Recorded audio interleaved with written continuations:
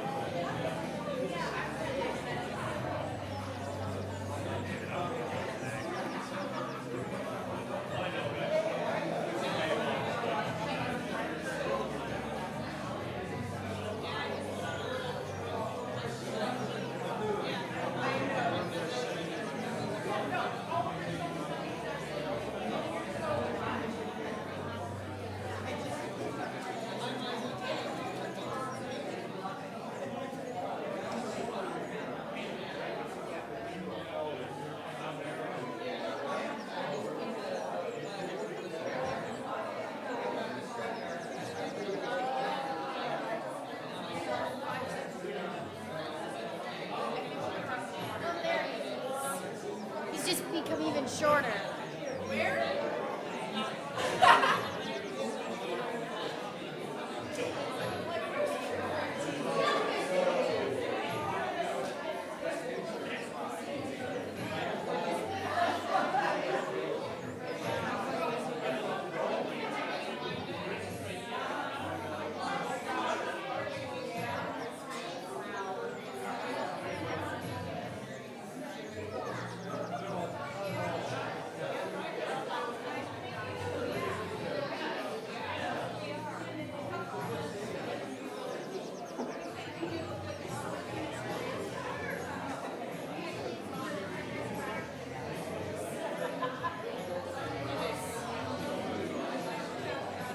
We've got 3 here.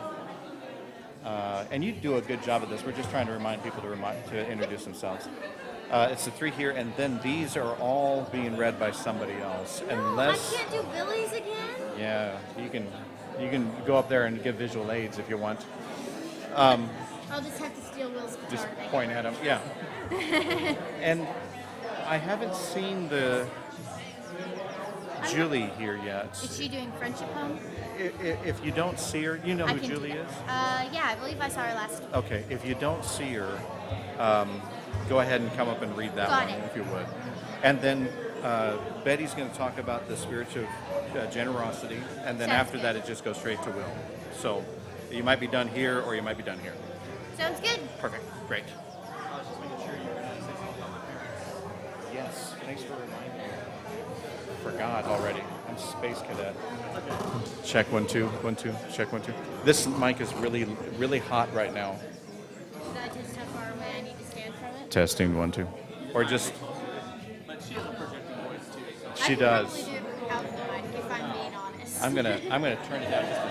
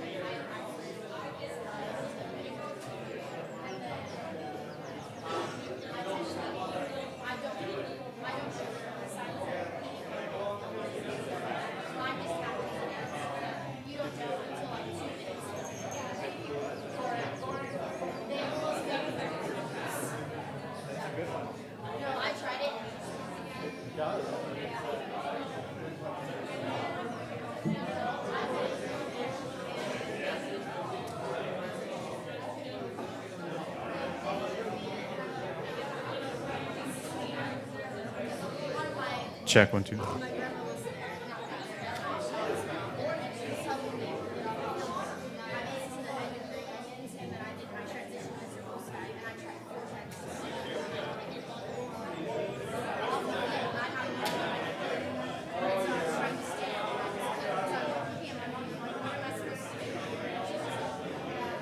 The siege spell is ending on Wednesday.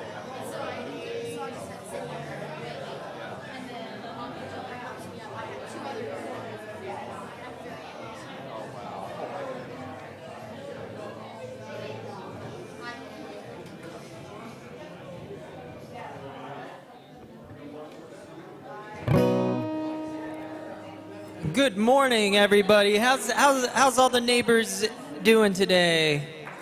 Yes, welcome to Neighbors. My name's Will. If you're new here, I'm the song leader here. It's a pleasure to be here worshiping with you today. I'm gonna play a song by Bobby McFerrin. I thought it would be good following the Husker loss to remind everybody that it's okay, it's all right. Don't worry. There's another. There will be more games.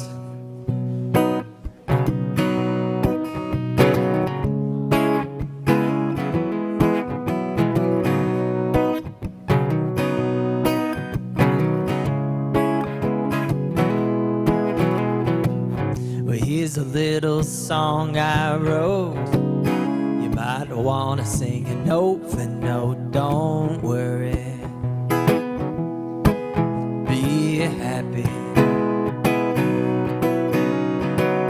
In every life we have some trouble, but when you worry, you make it double. Don't worry. Be happy. All right, wake up those morning voices. Here we go.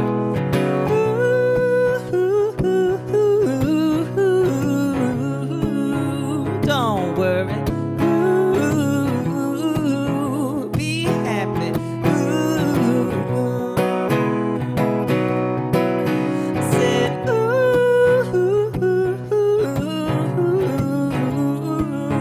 don't worry. Be happy.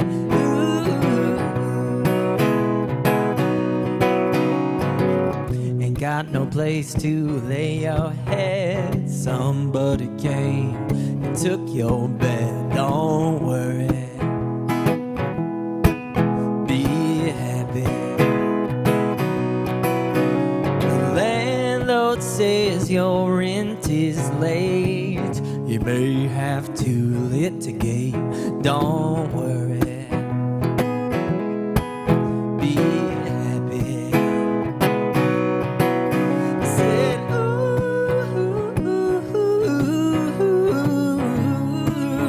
don't worry. Be happy. Look at me, I'm happy. I said,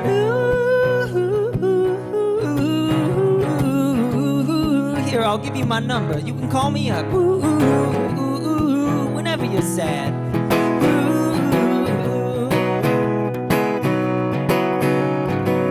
Ain't got no cash, ain't got no style, ain't got no gal to make you smile. Don't worry. Be happy.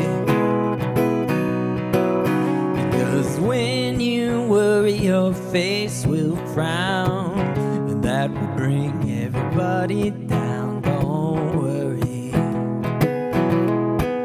Be happy. All right, last chance. Here we go.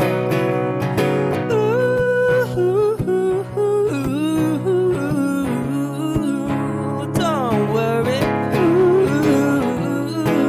Don't do it.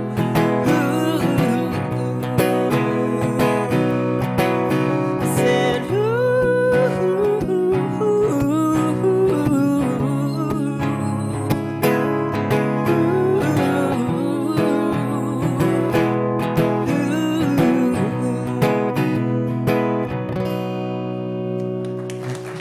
thank you.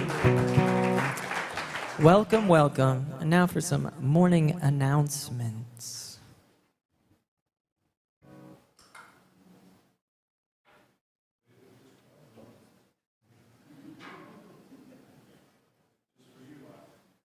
Okay. Sorry I didn't get here earlier. That's all right. Hi, I'm Lyle again, and I want to update you on the Junk for Jesus program for our church that collects scrap metal and sells it for the church. Last week we went to Lycor, which is a business on 48th and Superior, which I've been doing for several years, and they load stuff up for us, and I just go get it and load it, take it in and sell it. Works out pretty good. That was $196.76, and I had $30 in sales of other stuff that I've had. And then Wayne, Spam Wayne, which is the guy in the black right here, helps me all the time. He and I went to John Johnson's automotive specialist garage on 17th and Adams, and I've been picking up there for years. And so we picked up some, and then I went over to Chris and Amanda's and put through a grill and a little wagon full of junk. I think it was probably $1.68 worth or something like that. Yeah. Anyhow, that load was $178. So for this month of September, we did $405.27.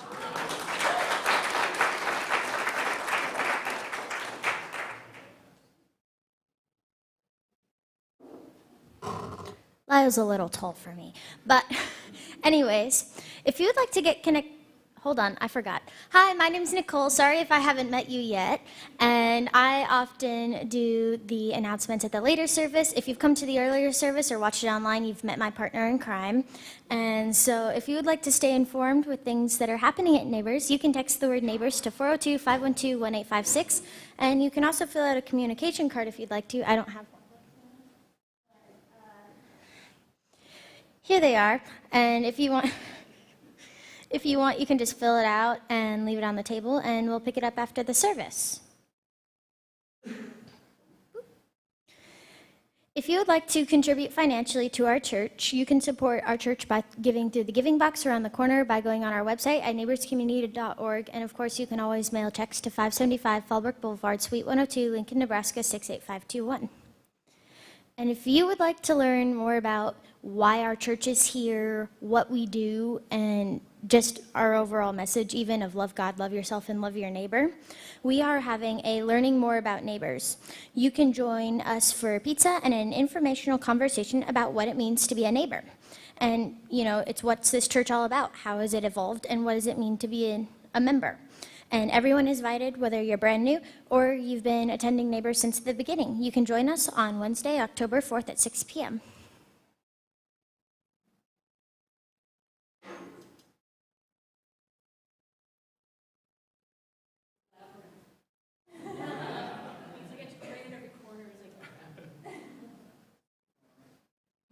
Good morning, everyone.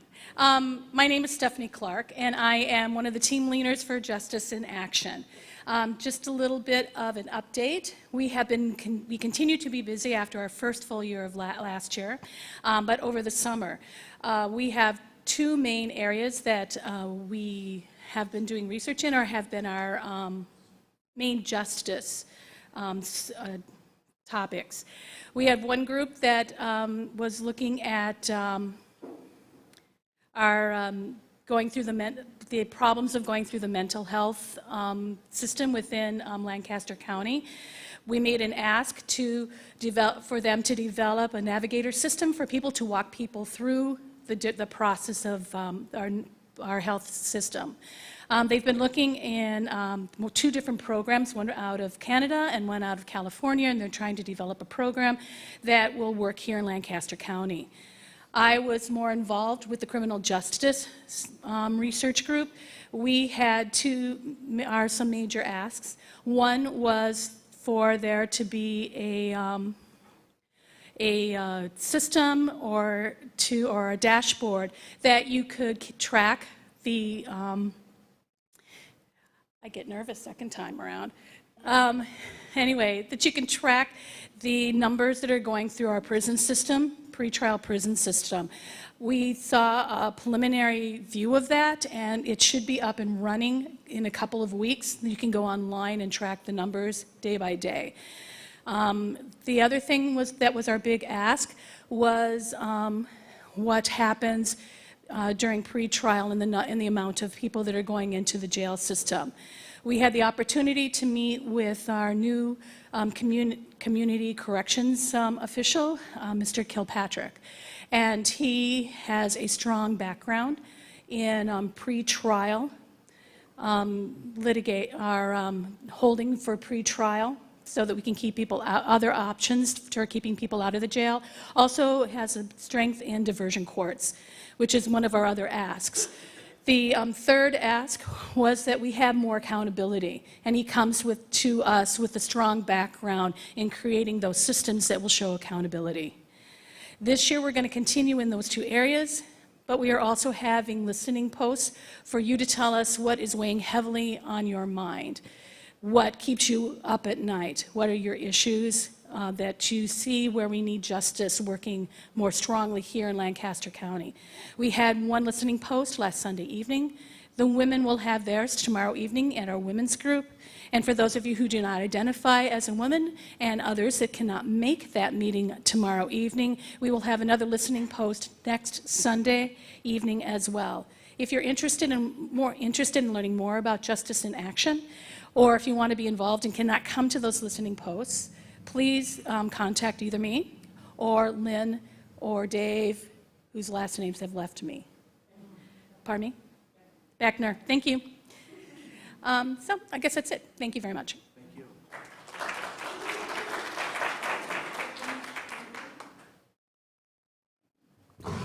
I'm here to invite anyone that identifies as male to the men's barbecue and fishing night. Yes, I'm looking at you, Rich. Sorry. No, we're having Terry and Teresa are very gracefully allowing us to come to their lovely house where they have a pond in the backyard and a lovely barbecue area. You don't have to fish. But we're wanting to get there as soon as possible on this Tuesday coming. If you would like to come, please come and talk to me or see Brian, and we'll get you hooked up so we can all have some fun and some fun food. Thank you very much.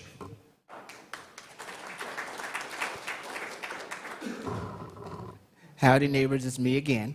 Last time to tell you this because the show is actually this coming weekend, but as you can see, it's a old school R&B, which is rhythm and blues, not Rich and Billy show. That's going to be this coming Friday and Saturday at Neighbors. The tickets are $40, and what that includes is a full dinner at 8, and then the show starts at 9 and goes till about 10:30. And this is actually our flashback show where we're doing all songs that we love to hear each other sing. So it should be a lot of fun.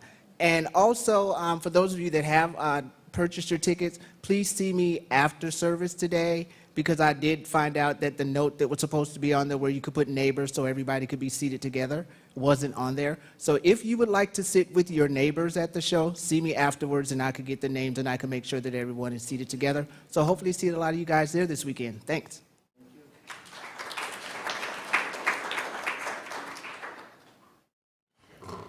All right, so before I talk about Friendship Home, I forgot to mention these that are now on our tables. These are prayer request cards. If you have anything that you would like us to pray for, whether it be family members in the hospital or anything else that's just weighing heavily on your heart this week or even the past month, feel free to just fill it out, and then I believe we give them to Pastor Trevor, right?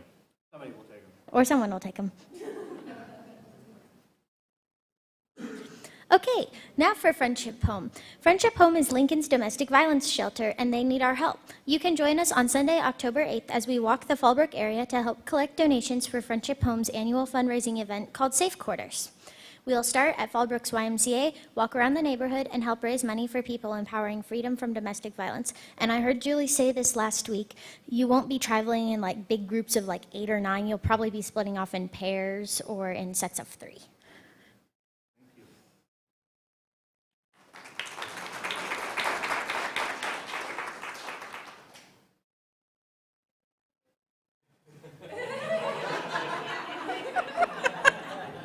Whoa, what an introduction. I would like to say that I really am happy because football loses, but volleyball always wins.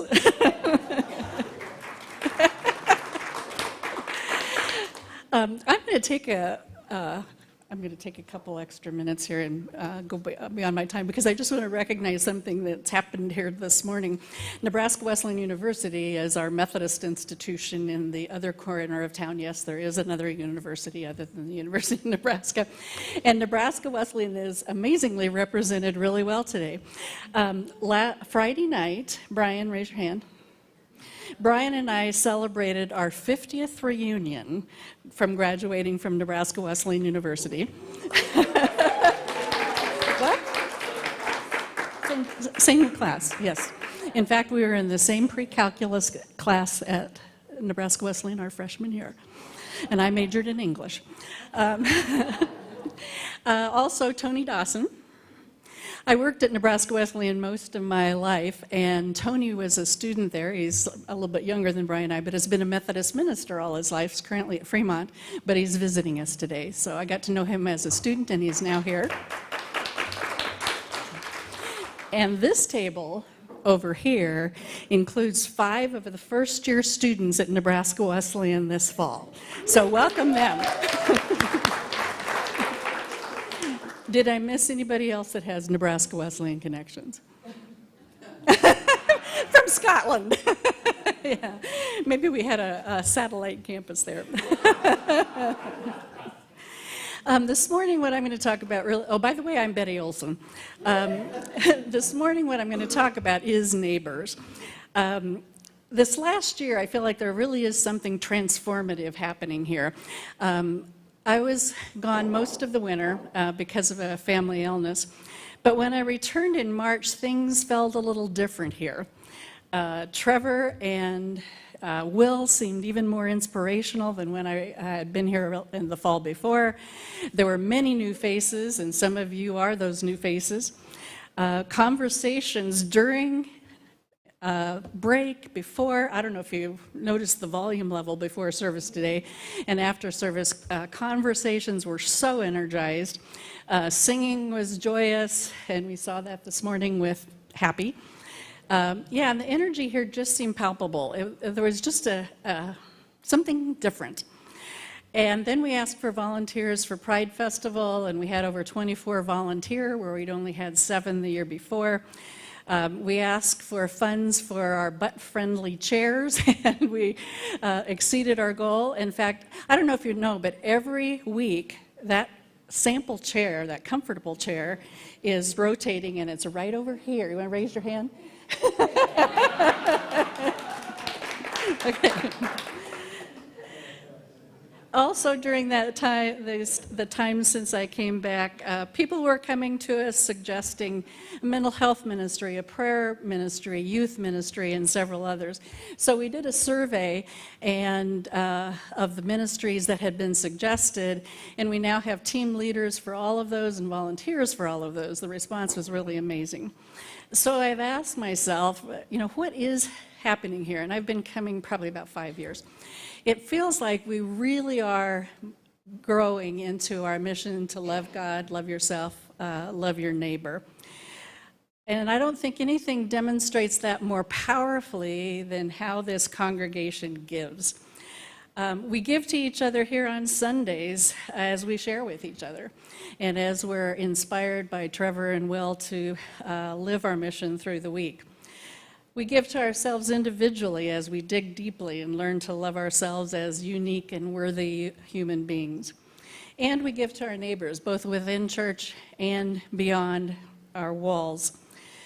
Through prayer, through community service, through donations and financial contributions, a compassionate hug on Sunday morning or a text. And to me, it's that giving spirit, that spirit of generosity that we now move into the rest of the fall. At this point, we need to ensure that Neighbors itself continues to grow and continues to live this mission. Today, as we begin our final quarter of the fiscal year, it's October 1st, we want to be completely transparent. We operate on a very, very lean budget, but at this point in the year, we're about 30,000 behind where we need to be to balance the budget at the end of the year. We have enough in reserve to cover that, but we want to really enter next year on much stronger footing than that, not having to draw from reserves. So over the coming weeks, every once in a while, we will have Neighbors members come up here and talk about why they came to Neighbors, why Neighbors is their church, and why they give to Neighbors. So as we enter these final months, we ask each of you to very thoughtfully and prayerfully consider how you might contribute to Neighbors, whether that be $5, $50, $500, $5 million. Anybody out there? What? If you're wondering why she's mentioning a cantaloupe, this won't make sense to anybody that wasn't here, but Billy and Brian auctioned off a cantaloupe on Sunday morning one Sunday a while back. So there's a story behind everything. But we know whatever you can give will be because of that spirit of generosity, that spirit of giving that we have here, because simply that's who Neighbors is. That's what we've become to be. So thank you very much.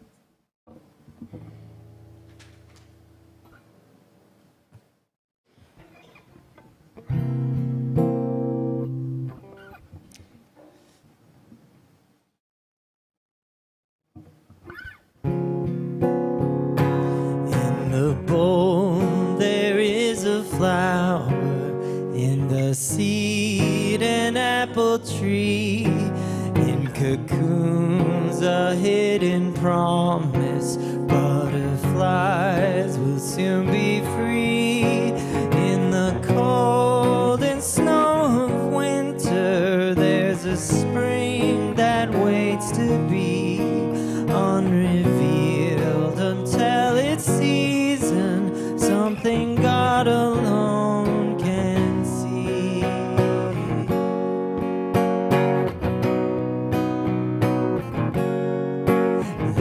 Song in every silence, seeking word and melody. There's a dawn in every darkness, bringing hope to you and me. From the past will come the future, what it holds a mystery, unrevealed until it's season, something God alone can see.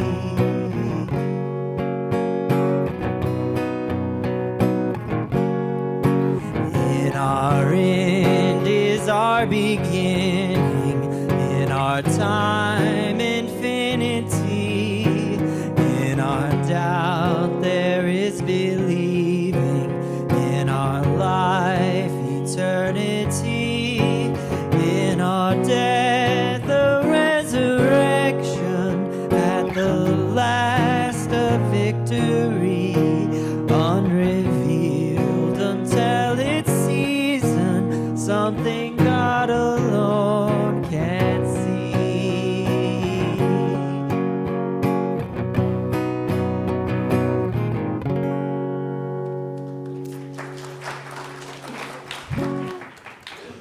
Dear Lord, thank you for bringing us together today on this beautiful morning. Thank you for this chance that we have to lift up your love and bring it more into our awareness in our lives in every corner of it. May we continually learn to love you more, love ourselves, and love our neighbors. Amen.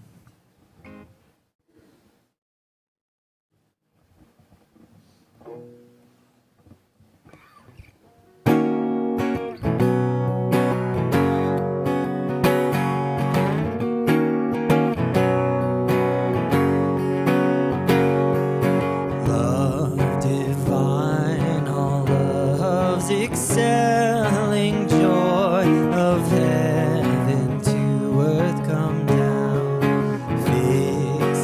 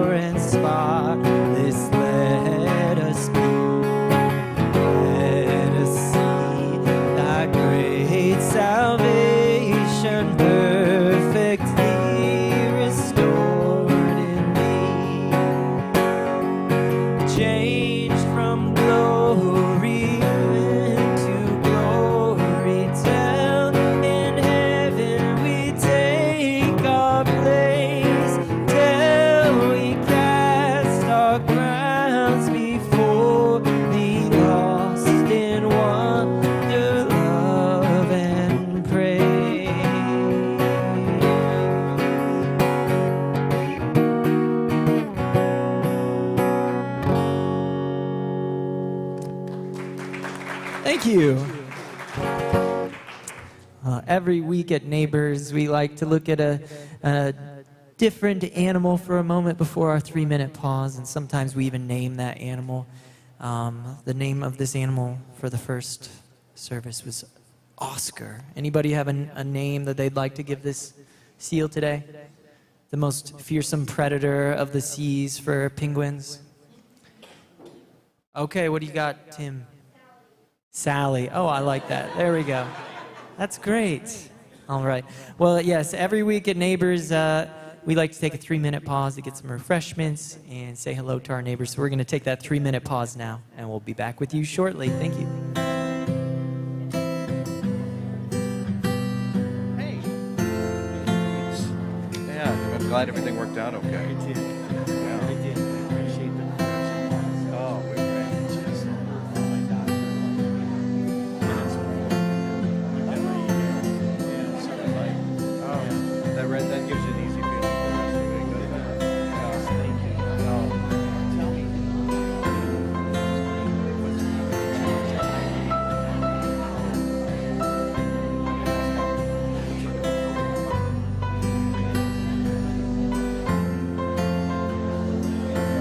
Check 1, 2.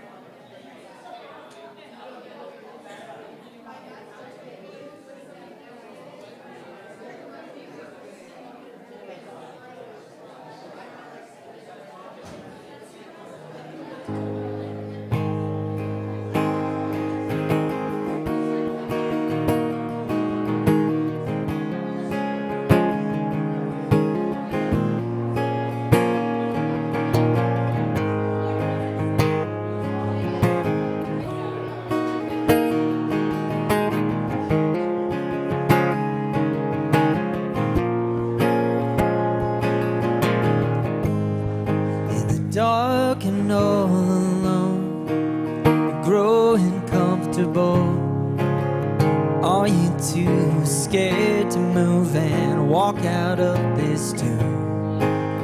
Buried underneath was that you believed, safe and sound, stuck in the ground, too lost to be found.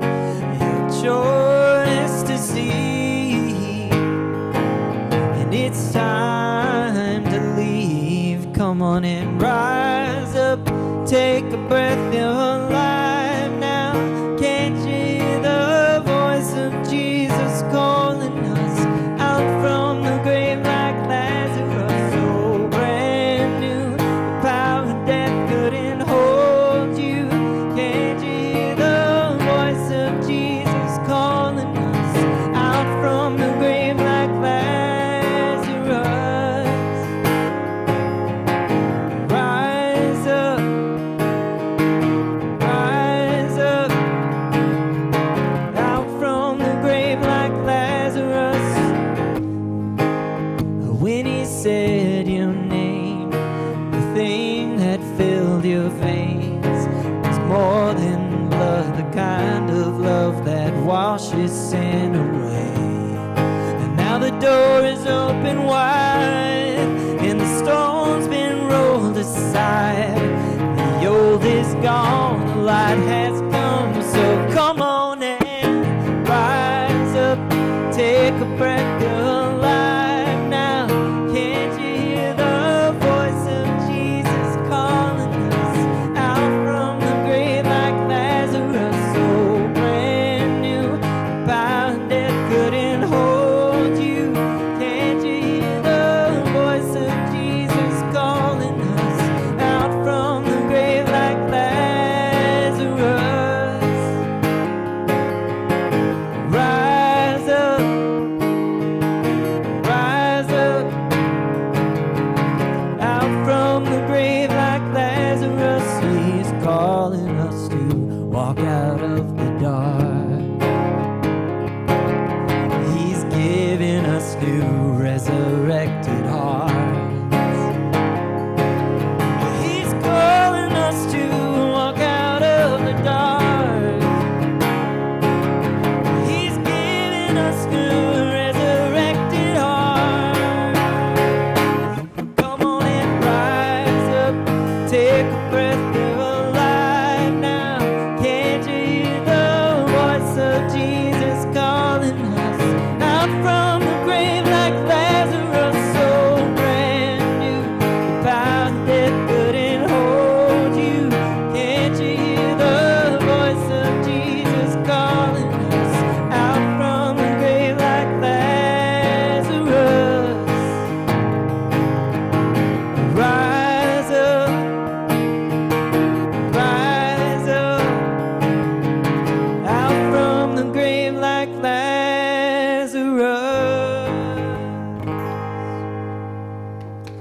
Wonderful, beautiful singing out there. Now for today's reading.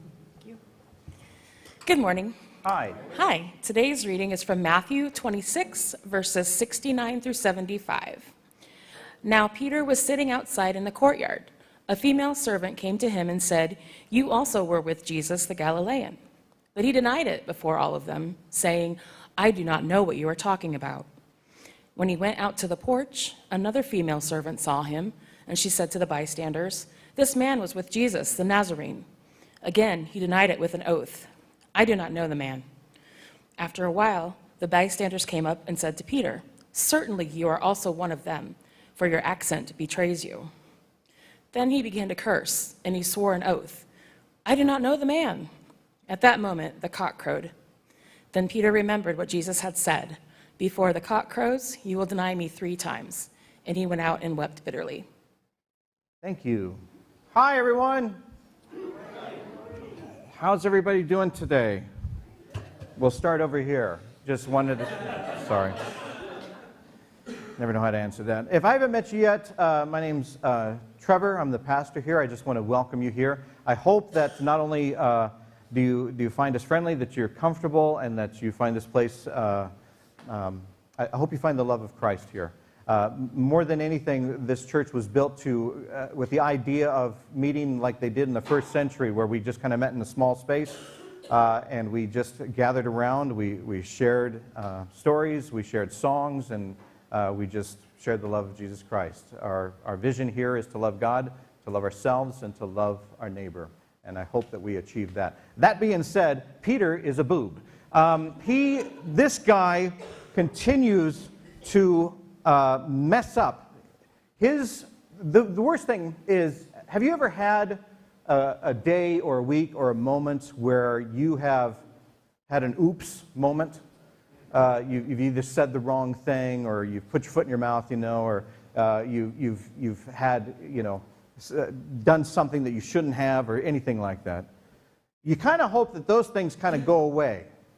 Well, Peter, every mistake this guy made, they wrote it down, and for 2,000 years, they have shared this in church. We use his mistakes to worship.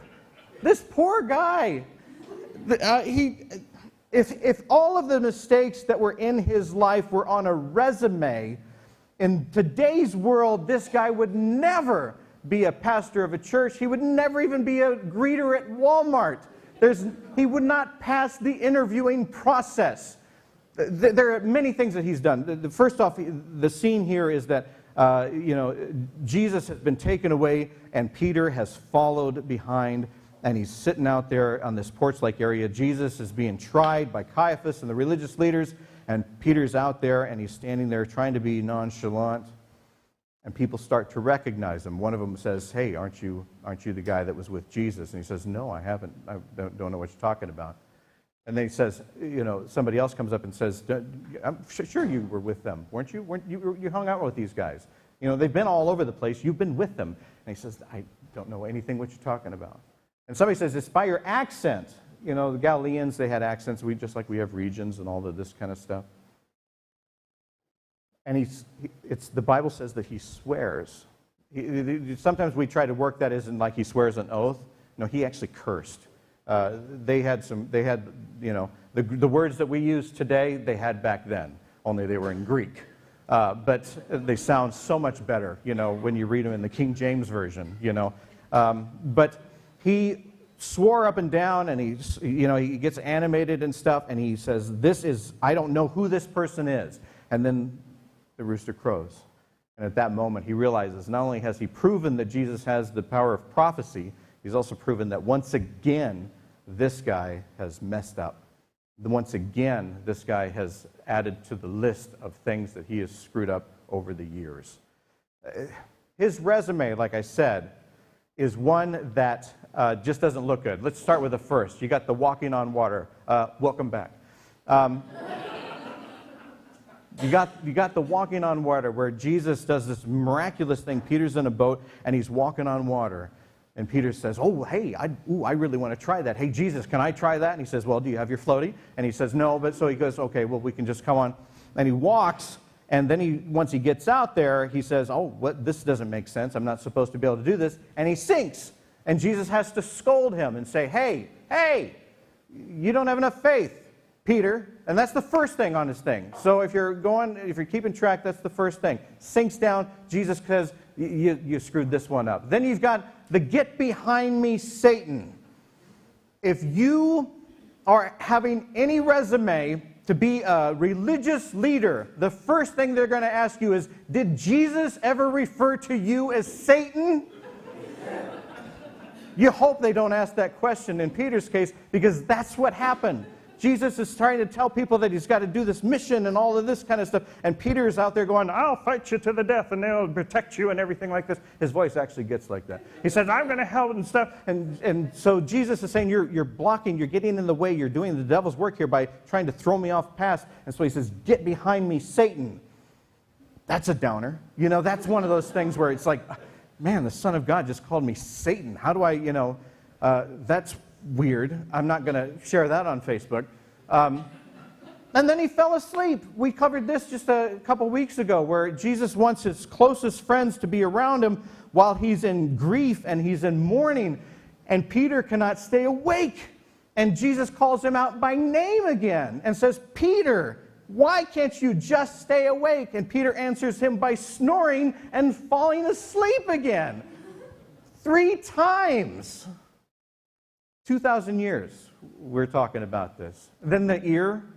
You know, if you're ever in an interview process and somebody says, "You ever maimed anyone?"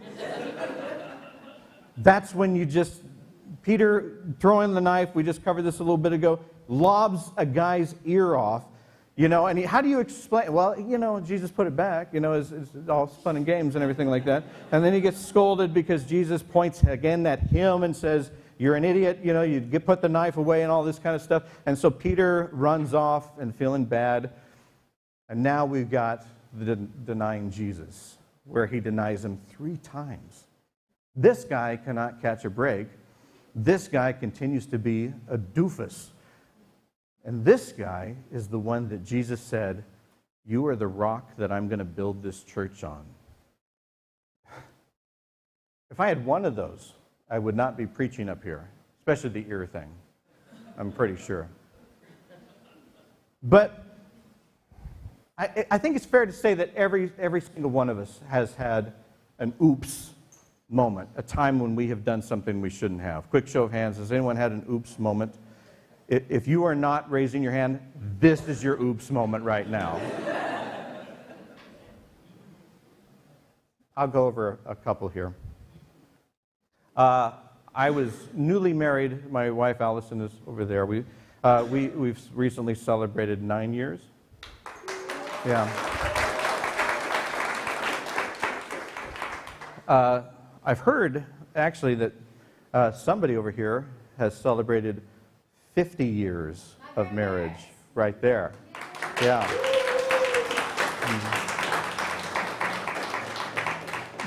What's even more impressive, they were married when they were 45. So you're looking pretty good. Well done.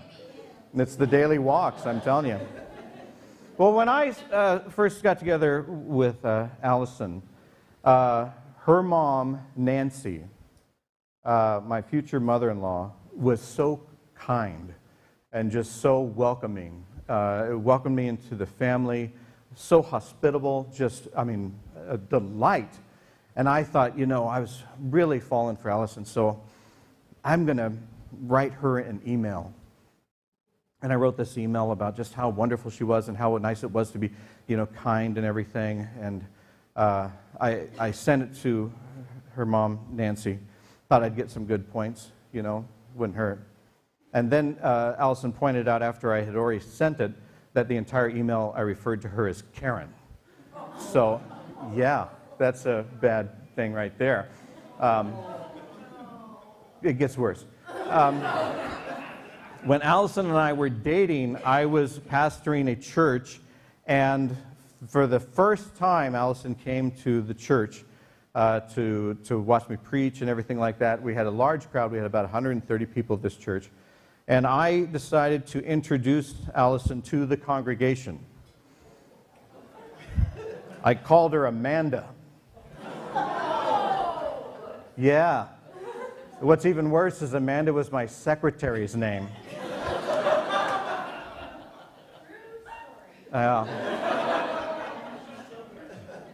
I really wish all of this was false, but yeah. So if I get your name wrong, it's nothing compared to anything that I've done here.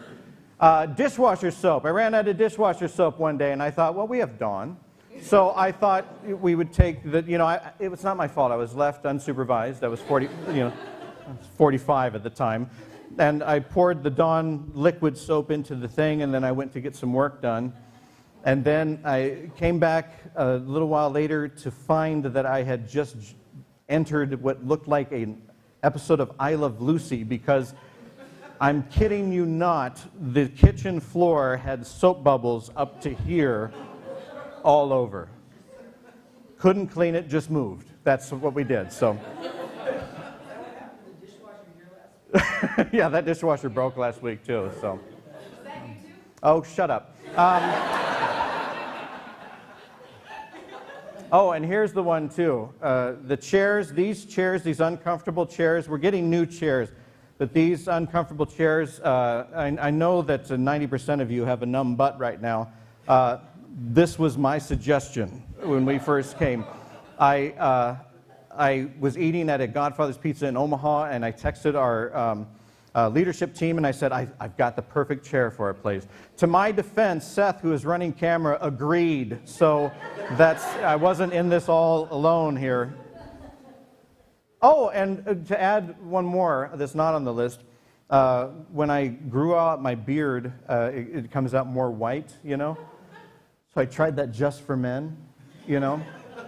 Should be just called Just for Idiots, but because I didn't know what I was doing, and the next day, Smurf blue, my entire, had to shave everything and all that stuff. I've learned, I mean, you've probably learned this in 50 years of marriage. I've only learned this in 10. But to just repeat the words, I'm sorry, you're right, and it was my fault. That's the key to a happy marriage right there. So I've done all those things. I've had my oops moments, and I've also denied Jesus.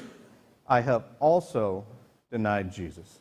I would like to say that I've denied Jesus only once in my life, but I have denied Jesus over and over again. I have not grown up in a church. The hymns that we sing and stuff, those are new to me. I started going to church when I was in my 30s. My family, we considered ourselves Christian, but we didn't really go to church, so I don't really have experience with church.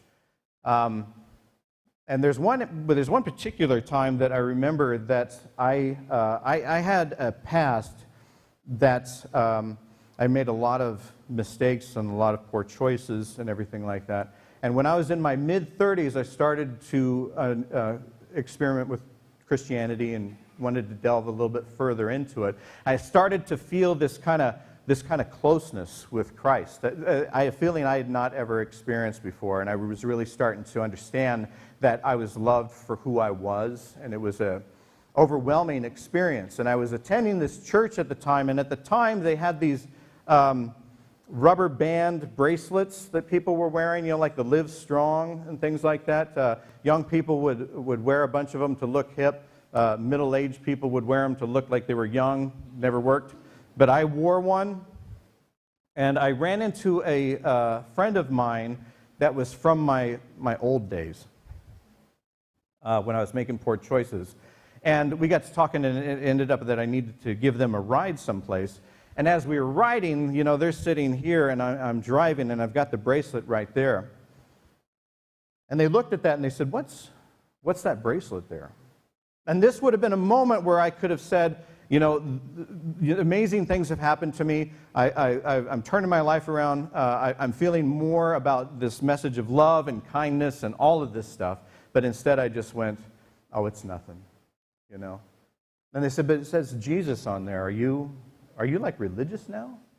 And this is a point where I could have actually said, yeah, I'm experiencing Christ in a way I've never experienced before. I'm experiencing unconditional love in a way that I've never experienced before. I'm feeling better about myself. I could have really shared my honest self at that moment. I could have really shared who I was, but instead, I got embarrassed, and I just said, it's nothing. And I feel bad about that even today, because this is a person that was in the same boat that I was just a little bit before, and this is a person that really could have used that message. A person that could have really used this message of love. But instead, I was afraid that they'd think that I was some sort of Jesus freak or some political person, you know, or trying to convert and all of this kind of stuff. So I didn't say a word. And so that was a time that I really did truly deny Jesus. And I'd love to say that that was my only isolated moment. But when I was creeping into Christianity, there was times when I still felt embarrassed about it. I didn't want to talk about it because I didn't want to sound like one of those people that I kept seeing on TV. You know, growing up, not being in a church, not experiencing community, I felt like I was, my only comparison was the people on TV that had the hair that, you know, they just kept combing for, you know, ungodly reasons. And I didn't have hair, so I didn't feel like I fit in. But that's beside the point, but it was just for men. It just all went away after a while. But there are times when I felt like it was just too embarrassing to talk. Peter was fearful for his life. I was fearful of being uncomfortable and having an uncomfortable conversation. Those are the mistakes I made. And the mistakes that I made was that I did not make a connection with somebody. You know, since then, since I've been a pastor, since I've grown in the faith and all of this kind of stuff, I live and breathe Jesus Christ. I truly do. I believe Jesus Christ is the way, the answer, all of that kind of stuff. I believe that every single one of us will eventually, regardless of who we are in this world, we will eventually meet Jesus Christ. I truly believe that, and we will experience that unconditional love. I do believe that. And I do share that with people because it's a part of me. It's a part of who I am. I'm not ashamed anymore to share just who my honest self is, and Christ calls us to share our honest self. But there are other ways that we can deny Christ too. Not just by having that conversation. We can deny Christ anytime that we are not living up to Christ. You know, our vision here is love God, love yourself, love your neighbor. We didn't just come up on that on a whim. This is the message of Christ that we have here. It's we like to call it a very deep and simple message. You know, Christ tells us to love God. Christ tells us to love our neighbor as we would ourselves. That means we have to love ourselves. That means we have to love our neighbor. Everything that we revolve around here is a message of Christ. Christ tells us to love our neighbor as they are. Christ tells us to love each other as we are. Christ encourages me to be my honest self and encourage my neighbor to be their honest self. If I'm not allowing that by my very actions, I'm not following at that moment Christianity. If I disagree with you, if I disagree with who you are, and I try to villainize you. Say you and I'm going to pick on you because you're new. You'll probably never come back. I'm sorry, but this is you were right in my eye line there. And usually the people with hair I love to pick on. Because, is your dad bald? Dang it. All right, okay, that's not going to happen. But say that you and I have a debate. You are on one side of the political spectrum. I'm on the other side of the political spectrum. I'm encouraged to villainize you. I'm even encouraged to wish something poor or bad would happen to you. If I'm doing that, I'm not loving my neighbor. If I'm doing that, if I'm not respecting the ground, the holy ground that he walks on, I am not practicing the true faith of Christianity. In that regard, I'm denying Christ. If I can say, even though we disagree, and I disagree fully or whatever to the degree, but I still know that you are a child of God, and I still know that you deserve respect and kindness, then I'm practicing Christianity. Then I'm acknowledging Christ. We, as Christians, have a long history of saying about Christ, talking about Christ, but with our actions, we deny it. During the COVID epidemic, pandemic, whatever you want to call it, I kept hearing social media things where people that called themselves Christians were actually hoping that the other people, the people that they disagreed with, the people on other sides, the people of different values, different cultures, whatever they disagreed with at the moment, they were actually hoping that they would get it. This is before the vaccines, this is before anything. They were hoping that they would get something that would be life-threatening to them. That's not acknowledging Christ. That's denying Christ in our lives. The hardest part about being a Christian is to truly love those that it seems like only God could love. At the very least, to respect them and to give them dignity, but not to villainize them and not to wish pain upon them. That's worse than just not talking about Christ. The mere mention that he denied Christ, Peter showed us a remarkable example. He had remorse. He went away, and as a grown man, he cried. He shared exactly what he was feeling. That's a lesson we can learn. Another lesson that we can learn is that he continued to try to do the right thing the next day. But the biggest lesson that we can learn is that no matter what scale of denying Christ I've talked about, and I think to some regard every one of us can relate to something that I've said there, the biggest lesson that we've learned is that Christ said, yeah, this guy screws up all the time. He's even going to deny me 3 times, but he's the one. He's the one I'm building my church on. Jesus did not call us to be perfect, never has, never will.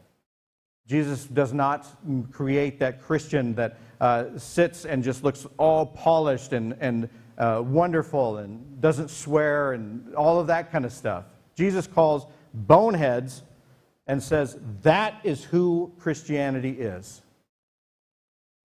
So if he can start again, you can start again.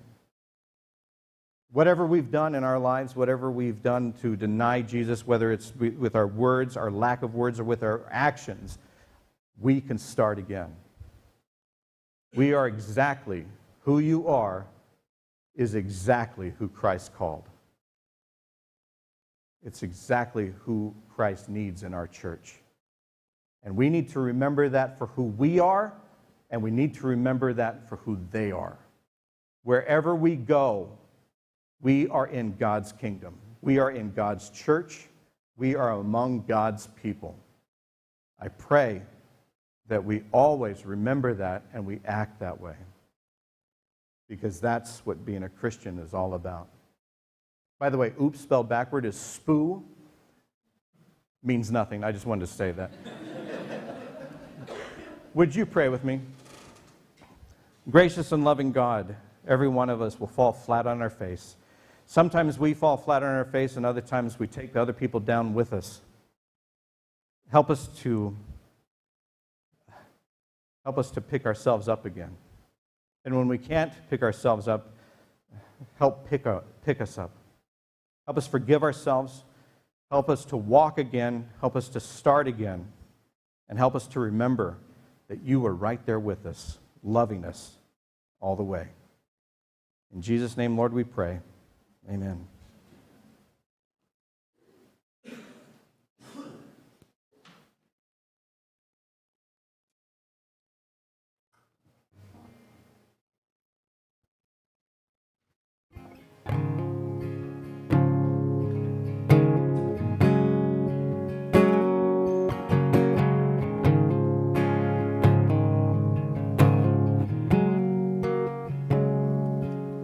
Oh, sometimes my life just don't make sense at all. But when the mountains look so big and my faith just seems so small, so hold me, Jesus, I'm shaking like a leaf. You have been King of my glory. Won't you be my Prince of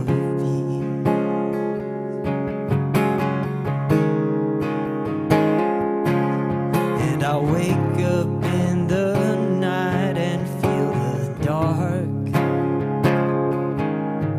It's so hot inside my soul. I swear there must be blisters on my heart. So hold me, Jesus, I'm shaking like a leaf. You have been King of my glory. Won't you be my Prince of Surrender don't come natural to me.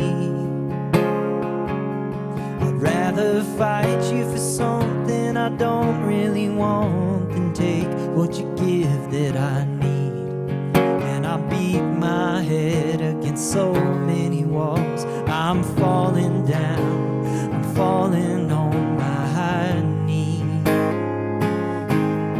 And the Salvation Army band is playing this hymn, and your grace rings out so deep, it makes my resistance seem so thin. So hold me, Jesus, I'm shaking like a leaf. You have been King of my glory. Won't you be my Prince of Peace? You have been King of my glory. Won't you be my Prince of Peace?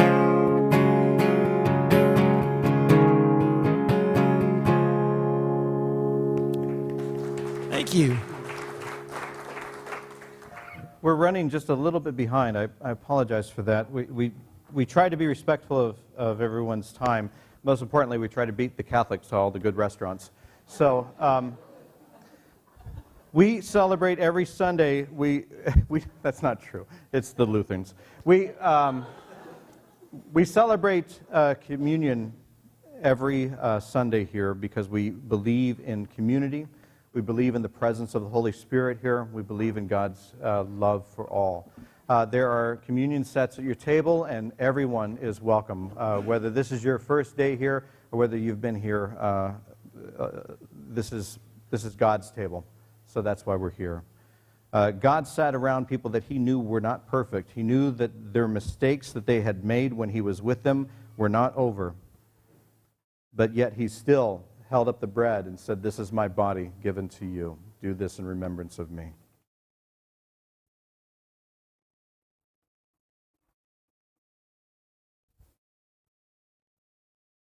He sat around the table.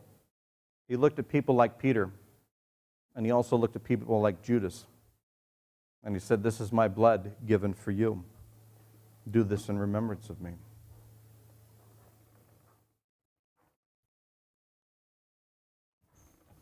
Another thing we do every Sunday is we join in the Lord's Prayer. It's on your screen. Will you share that with me? Our Father, who art in heaven, hallowed be thy name. Thy kingdom come, thy will be done, on earth as it is in heaven. Give us this day our daily bread, and forgive us our trespasses, as we forgive those who trespass against us. And lead us not into temptation, but deliver us from evil. For thine is the kingdom, the power, the glory forever. Amen. Got a little bread caught in my throat. Whoever you are today, whatever brought you here, I'm grateful that you are here. And I hope that you feel like this is the place that you needed to be today. Most importantly, I hope that you realize that Christ loves you exactly as you are, and that we are called to do the same for our neighbor. Love God, love yourself, love your neighbor. We'll close with Amazing Grace.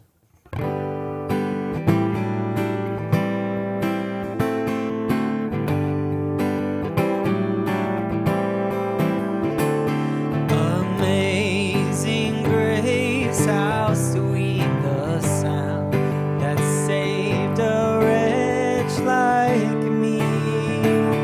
I once was lost, but now I'm found. Was blind, but now I see. 'Twas grace that taught my heart to fear, and grace my fears relieve. How precious did that grace appear the hour I first believed. Through many dangers, toils, and snares, I have already come. 'Tis grace hath brought me safe thus far. Grace will lead me home. Did we've been there 10,000 years, bright shining as the sun, we've no less days to sing God's praise than when we'd first begun. Amazing grace, how sweet the sound that saved a wretch like me. I once was lost, but now I'm found. Was blind, but now I see.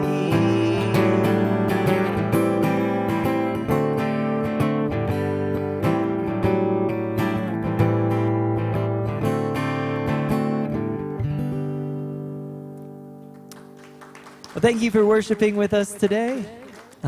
Peace be with you all. And don't worry.